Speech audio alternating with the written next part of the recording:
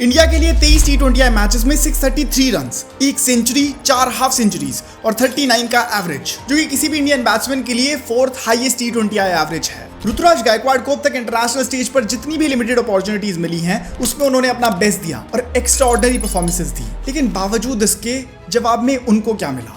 सिर्फ rejection. Sri Lanka series में not selected, Bangladesh test series में नॉट सिलेक्टेड एंड अब तो इंडिया वर्सेस न्यूजीलैंड की टेस्ट सीरीज के लिए भी नॉट सिलेक्टेड। ऋतुराज गायकवाड़ के साथ ऐसा क्या गलत हो रहा है कि इतनी कंसिस्टेंट परफॉर्मेंसेस देने के बावजूद भी उनको टीम इंडिया में सिलेक्ट नहीं किया जा रहा? क्या ऋतुराज गायकवाड़ वाकई एक अनलकी प्लेयर है या फिर कोई ऐसी बात है जो हमसे छुपाई जा रही है? तो आइए ऋतुराज गायकवाड़ की स्टोरी को शुरुआत से जानते हैं।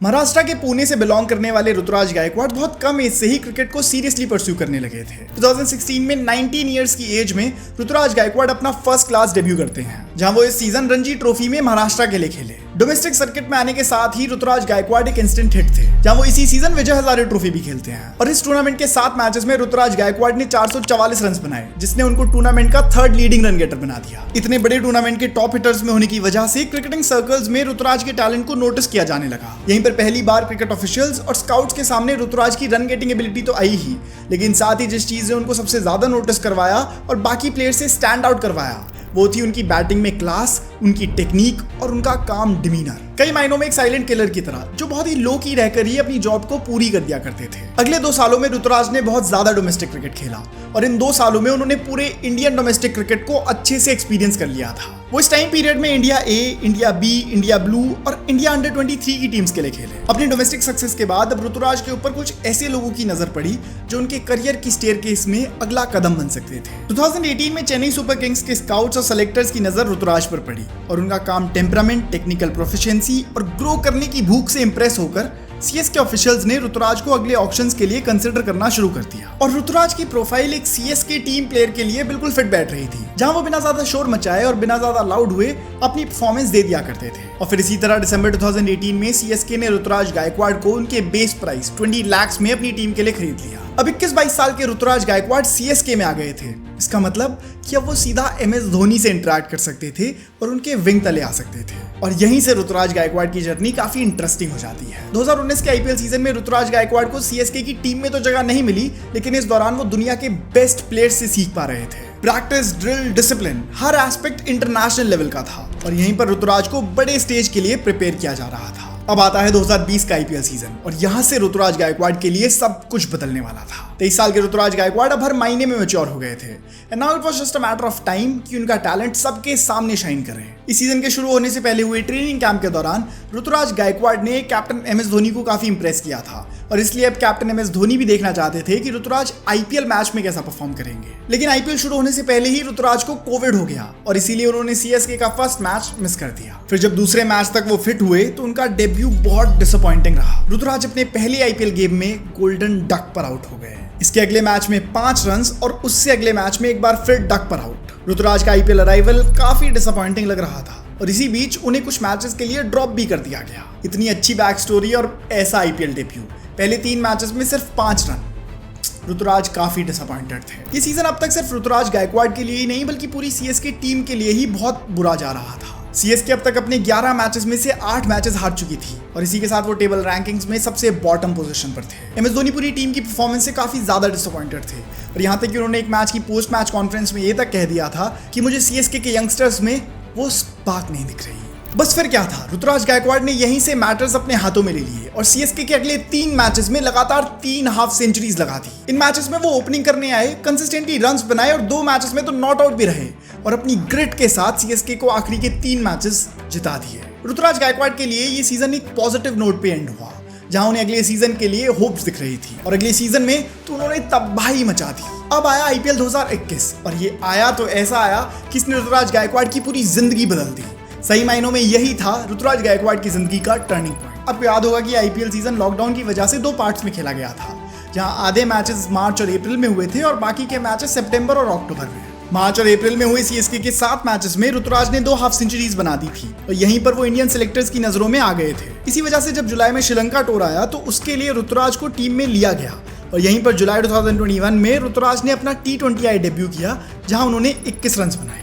ये वाकई एक बड़ा ही फॉरगेटेबल डेब्यू था। और ऋतुराज के लिए एक बड़ी प्रॉब्लम थी। इसी के बाद जब सितंबर में आईपीएल रिज्यूम हुआ तो ऋतुराज अब एक अलग ही फॉर्म में थे। वो समझ गए थे कि वो किसी भी अपॉर्चुनिटी को फॉर ग्रांटेड नहीं ले सकते और अब उन्हें अपनी हर गिवन अपॉर्चुनिटी पर 100% परफॉर्म करना होगा। सितंबर में आईपीएल रिज्यूम हुआ और अब ऋतुराज ने हर मैच की अपॉर्चुनिटी को पूरी तरह इस्तेमाल किया और मुंबई इंडियंस के अगेंस्ट नॉट आउट 88 रन बना दिए। और फिर कुछ मैचेस के बाद राजस्थान रॉयल्स के अगेंस्ट खेलते हुए ऋतुराज गायकवाड़ ने लगा दी थी अपनी पहली आईपीएल सेंचुरी। सिर्फ 60 बॉल्स में लगाई गई सेंचुरी ने एकदम से ऋतुराज गायकवाड़ को सबके सामने नोटिस करवा दिया। इस वक्त पर क्रिकेट लेजेंड्स वीरेंद्र सहवाग ने ऋतुराज के लिए कहा था, remember the name Ruturaj Gaikwad, और क्रिस श्रीकांत ने ऋतुराज के लिए कहा था कि ये नेक्स्ट डेकेड के सुपरस्टार होंगे। 2021 आईपीएल सीजन खत्म हुआ तो सीएसके आईपीएल चैंपियंस बन गई थी और ऋतुराज गायकवाड़ 635 रन के साथ न सिर्फ सीएसके के लीडिंग रन गेटर थे बल्कि पूरे आईपीएल के ही हाईएस्ट रन गेटर बनकर ऑरेंज कैप विनर भी बने। फिर 2022 का आईपीएल सीजन आया और इस आईपीएल सीजन में ऋतुराज की परफॉर्मेंस थोड़ी डिप कर गई। पिछले सीजन में उनका एवरेज 45 था और अब वो गिरकर 26 तक आ गया था,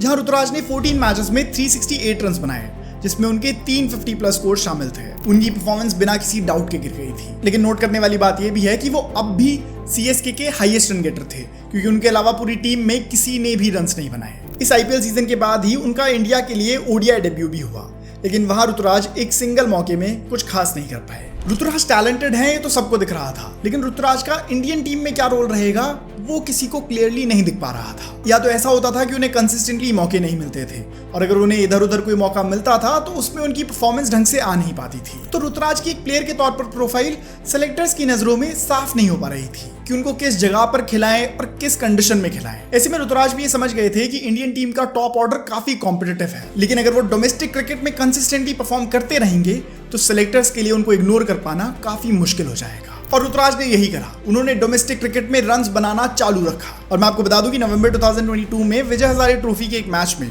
ऋतुराज गायकवाड़ पहले ऐसे बैट्समैन बने जिन्होंने एक ओवर में 7 सिक्सेस लगाए हों। इस ओवर में एक नो बॉल भी थी और उस पर भी ऋतुराज ने 6 लगाया। तो इस तरह इस ओवर में 43 रन आए, जिससे लिस्ट ए क्रिकेट का सबसे एक्सपेंसिव ओवर बन गया। फिर आया 2023 का आईपीएल सीजन और इस सीजन में भी ऋतुराज की परफॉर्मेंस चलती रही। इनफैक्ट अब वो और अच्छे से खेल रहे थे, जहां इस साल उन्होंने 16 मैचेस में 590 रन बना दिए थे, जिसमें उन्होंने 450 प्लस स्कोर्स बनाए। इस सीजन के पहले तक उनका आईपीएल में स्ट्राइक रेट 130 के आसपास रहता था, लेकिन इस सीजन में वो अपने स्ट्राइक रेट को 147 तक ले गए। ये पॉसिबल हुआ उनकी बढ़ती 6 हिटिंग एबिलिटी की वजह से, जहां उन्होंने इस सीजन 30 सिक्सेस लगाए। इसी सीजन में पहली बार एमएस धोनी ने ऋतुराज गायकवाड़ को सीएसके की कैप्टेंसी के लिए कंसिडर करना शुरू करा। इस सीजन सीएसके की परफॉर्मेंस बहुत अच्छी चल रही थी। इनफैक्ट वो इस सीजन एक बार फिर आईपीएल चैंपियंस भी बने, लेकिन 40 की एज को पार कर चुके एमएस धोनी अभी रियलाइज कर चुके थे कि सीएसके की कैप्टेंसी का ये कारवां इस तरह यूं ही नहीं चल सकता। अब वक्त आ गया था कि वो सीएसके की लीडरशिप नेक्स्ट जनरेशन को पास ऑन करते हैं। सीएसके आईपीएल की सबसे सक्सेसफुल फ्रेंचाइजी है, इसलिए इस टीम की लीडरशिप और फ्यूचर की वैल्यू दूसरी टीम से काफी ज्यादा है। एक यंगस्टर अगर दिल्ली कैपिटल्स या फिर पंजाब टीम का कैप्टन बनता है तो श्योर वहां प्रेशर होगा, लेकिन सीएसके जैसी टीम की कैप्टनसी करने के मामले में ये प्रेशर बहुत ज्यादा बढ़ जाता है, क्योंकि सीएसके एक ऐसी टीम रही है जो 10 बार आईपीएल फाइनल खेल चुकी है और जिसको क्रिकेट के one of the most successful captains ने लीड किया है। ऐसे में सीएसके की कैप्टनसी का फ्यूचर टीम मैनेजमेंट के लिए एक अहम मुद्दा बन रहा था। इसी वक्त पर मैनेजमेंट और एमएस धोनी ने अगली जनरेशन के प्लेयर्स को कैप्टनसी के लिए परखना शुरू करा और यहीं पर ऋतुराज इस रोल में बिल्कुल फिट बैठ रहे थे। ऋतुराज इस प्रोफाइल के लिए फिट क्यों थे मैं बताता हूँ। ऋतुराज ने जब से सीएसके को ज्वाइन किया तब से ही कंसिस्टेंटली परफॉर्म करा, टीम के टॉप स्कोरर्स में रहे और इसके बावजूद वो कभी भी ऐसे नहीं अपीयर हुए कि उन्हें लाइमलाइट या फिर फेम की भूख हो। ऋतुराज ने हमेशा अपना सर नीचे रखा और परफॉर्म करा और अपनी टीम के लिए कंट्रीब्यूट किया, जो कि एक प्लेयर के लिए सबसे हम्बल क्वालिटी होती है। सिचुएशन कैसी भी रही हो, ऋतुराज ने अपने कैप्टन कूल की तरह चेहरे पर स्माइल रखी और परफॉर्मेंस पर ध्यान दिया। ये तो बात रही हम्बलनेस की, लेकिन ऋतुराज टेक्निकली और टैक्टिकली भी काफी स्मार्ट प्लेयर है, क्योंकि एमएसडी बताते हैं कि कई बार ऐसा होता था कि ऋतुराज फील्डिंग के दौरान मुझे इनपुट देने आते थे कि इस पर्टिकुलर बैट्समैन को इस तरह बॉल करके आउट करवाया जा सकता है। और यही बात दिखाती है कि ऋतुराज अपना होमवर्क करके आते थे और इसी तरह की गेम सेंस और प्रिपरेशन से इंप्रेस होकर एमएस धोनी ने ऋतुराज को नेक्स्ट कैप्टन के तौर पर ग्रूम करना शुरू कर दिया। 2023 में ही एशियन गेम्स में पार्टिसिपेट करने के लिए जब इंडियन टीम गई तो इस टीम की कैप्टनसी ऋतुराज गायकवाड़ को दी गई। इस टीम में इंडियन टीम के यंगस्टर्स खेल रहे थे और यहाँ पर यूं तो ओपोनेंट्स बहुत ज्यादा स्ट्रांग नहीं थे, लेकिन ऋतुराज की क्वालिटीज यहाँ भी साफ दिखाई दे रही थी। जहां ऋतुराज ने बांग्लादेश के अगेंस्ट नॉट आउट 40 रन बना दिए थे। ऋतुराज की कैप्टनसी में ही इंडियन टीम ने एशियन गेम्स में गोल्ड मेडल जीता। अब आया ऋतुराज गायकवाड़ का अब तक का सबसे टफेस्ट इंटरनेशनल चैलेंज। नवंबर 2023 में इंडिया और ऑस्ट्रेलिया के 5 T20 मैचेस होने थे। इस सीरीज के लिए ऋतुराज गायकवाड़ टीम में सेलेक्ट हुए, लेकिन पहले ही मैच में यशस्वी जायसवाल के साथ हुई एक मिक्सअप और कंफ्यूजन की वजह से वो बिना कोई बॉल फेस किए ही रन आउट हो गए और यहां हुई उनकी एक बड़ी अपॉर्चुनिटी वेस्ट। ऋतुराज जानते थे कि इंटरनेशनल स्टेज पर इंडियन टीम के लिए खेलना ये कोई छोटी बात नहीं है और ये मौका शायद उन्हें बार बार भी नहीं मिलेगा, इसलिए अब जो उनके पास अगली बड़ी अपॉर्चुनिटी आएगी वो उसका पूरा इस्तेमाल करेंगे। और इसी तरह अगले मैच में ऑस्ट्रेलिया के अगेंस्ट ऋतुराज ने एक हाफ सेंचुरी बना दी और इसके अगले मैच में आई ऋतुराज गायकवाड़ की पहली T20 आई सेंचुरी। ऋतुराज गायकवाड़ ने तीसरे मैच में बैटिंग करते हुए सिर्फ 57 बॉल्स में नॉट आउट 123 रन बना दिए थे। ये उनकी अब तक की बेस्ट बैटिंग परफॉर्मेंस थी और ऐसी परफॉर्मेंस ऑस्ट्रेलिया के अगेंस्ट करना ये वाकई ऋतुराज गायकवाड़ की क्लास और बैटिंग का टेम्परामेंट दिखा रहा था। इस महीने फिर इंडिया और साउथ अफ्रीका की एक ओडीआई सीरीज भी हुई जिसमें भी ऋतुराज को मौके दिए गए, लेकिन यहाँ ऋतुराज कुछ इंप्रेसिव नहीं कर पाए। और अगर ओडीआई फॉर्मेट की बात करें तो 19 दिसंबर 2023 को खेले गए साउथ अफ्रीका के अगेंस्ट इस मैच के बाद से अब तक ऋतुराज गायकवाड़ को ओडीआई फॉर्मेट में टीम में जगह नहीं मिल पाई है। उन्होंने अब तक सिर्फ 6 ओडीआई मैचेस खेले हैं, जिसमें से एक में तो उन्होंने हाफ सेंचुरी भी लगाई, लेकिन इन परफॉर्मेंसेस के दम पर उनको जज कर पाना पॉसिबल नहीं है क्योंकि इन 6 इंस्टेंसेस के बीच में भी काफी महीनों का गैप था जहां उन्हें खुद ये नहीं पता होता था कि वो उस मैच में खेलेंगे या नहीं।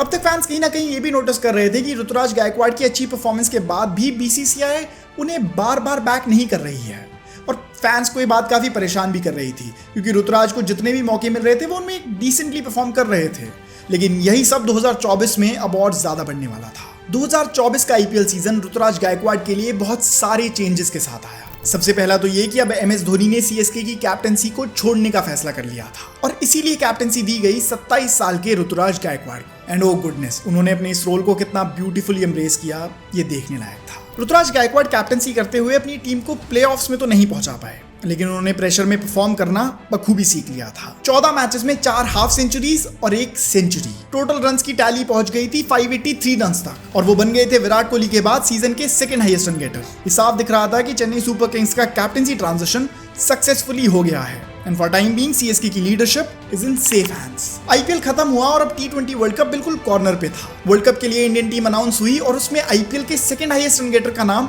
मिसिंग था। फैंस थोड़े विचलित तो थे, लेकिन वो समझते थे कि टॉप ऑर्डर पर ऑलरेडी विराट कोहली, रोहित शर्मा और यशस्वी जायसवाल जैसे प्लेयर्स एस्टैब्लिश्ड हैं, तो ऋतुराज का इन प्लेयर्स के होते हुए सिलेक्ट होना बनता भी नहीं था। लेकिन हाँ, हम वर्ल्ड कप के बाद वाले टूर्नामेंट्स में ऋतुराज गायकवाड़ का नाम टीम में बिल्कुल क्लियरली देख पा रहे थे। T20 वर्ल्ड कप के बाद जब जिम्बाब्वे टूर हुआ तो उसमें ऋतुराज गायकवाड़ टीम का हिस्सा थे। ऋतुराज ने हर अपॉर्चुनिटी की कॉस्ट को समझ लिया था और उन्होंने एक भी अपॉर्चुनिटी को फॉर ग्रांटेड नहीं लिया।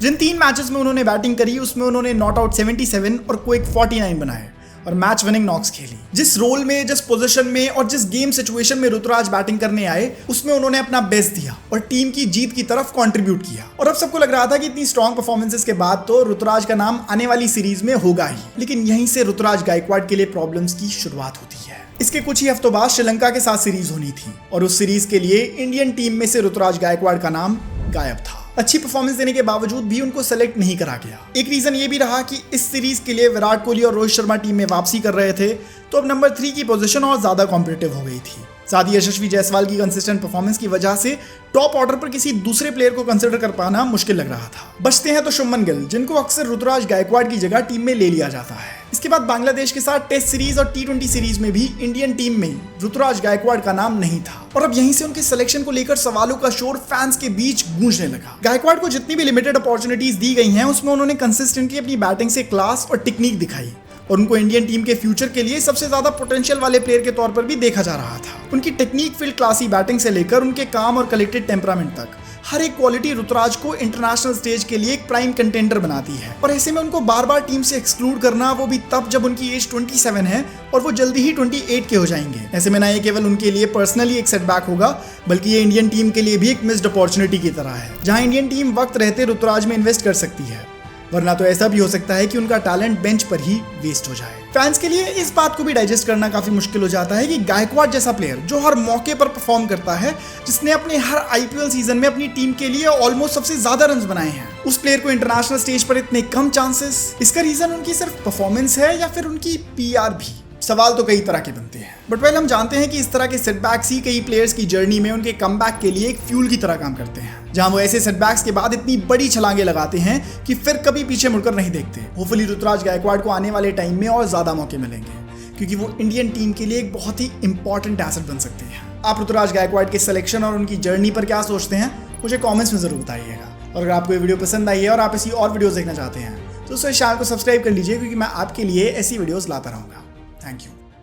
बाय द वे, अगर आप शाकिब अल हसन के ऊपर एक बहुत ही इंटरेस्टिंग वीडियो देखना चाहते हो, यहाँ टैप करके देख सकते हो।